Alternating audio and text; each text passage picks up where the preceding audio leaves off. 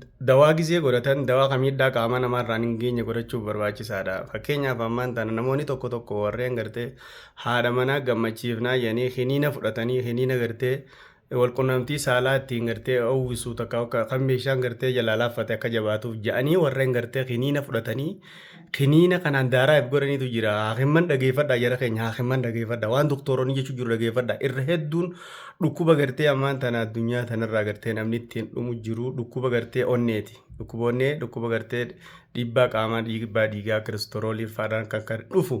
Sababa maalirraan dhukkubni kun dhufaa jedhanii addunyaa tana gubbatti doktoroon gizeenii fi gabaasan sababa gartee namoonni gartee hiniina gartee walqunnamtii saalaa ittiin dalagan haadha manaa gammachiisuudhaaf sababa sanii janiiti lafa kaan miidhaa kanaa kana qaba hiniinni kun gartee waan badii adda addaa tana qaba waan ta'eef kanaafuu gartee osoo dawaa bareedaa jiru osoo dawaan qaama namaa miine jiru wanti takka illee nu bakka miidhaa namarra fidduu caal walii jechuun gaarii miti. Silaa'uu gartee ati safuudhettus dirqama kun amma amantiin teenya gartee man ahyannaasa fakkaan nama ahyannaasa jamiyaa jedhanii namni nama tokko akka inni du'u lubbuu isaa baraaree nama keessattuu gartee musliimaa tokko eenyumallee haa ta'u nama tokko namni baraaree du'a jalaa karaa inni ittiin duusan jalaa namni gartee hambise akka nama gartee nama addunyaa tanaa kana guutuu duniyaa tana gubbaa irratti du'a jala hambiseetii jetti shari'aan islaamaa. Kanaafuu wanni kun waan baay'ee daanjirasiidha jechaadha. Hiniina kana liqimsanii yeroo saniifillee gammachuu yoo si fakkaate kuni konfliktii qaama kee keessatti akkasii beekuudha qabda.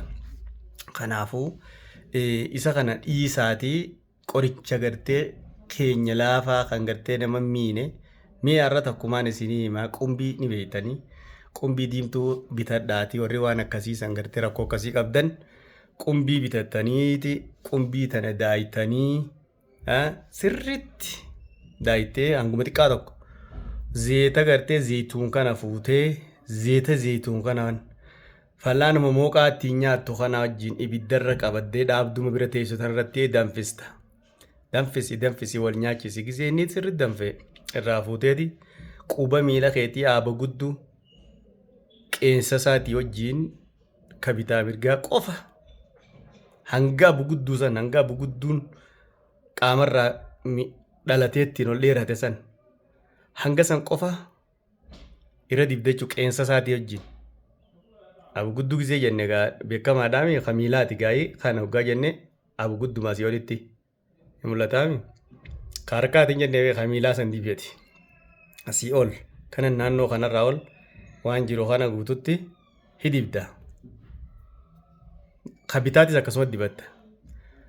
Duuba waan kiniina gartee saniin sababa kiniina san liqimsiteen duutii yookaanuu gartee dhukkubni onnee yookaanuu gartee dhukkuboonni garaagaraa kan akkasitti baay'iloojiin jala buutee himte sun kasit dhufu wallaahi sababa gartee isa kana bakka buufachuutiin fayyummaa ajaa'ibaa da'ummaa ajaa'ibaa irraa agarta.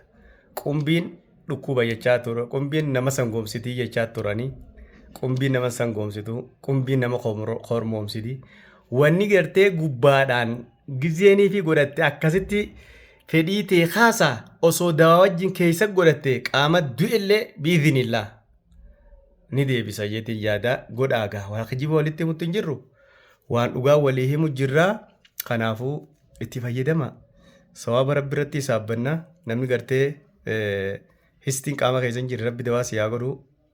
Subscribe naa goota maashaallah haa guddatu YouTube kun si maallaqa sirraan irrisooti waan ta'eef kana naa himeeti subscribe godhi jaa keessaa bahi numaan siin jee malee nagatti salaamu alaikum.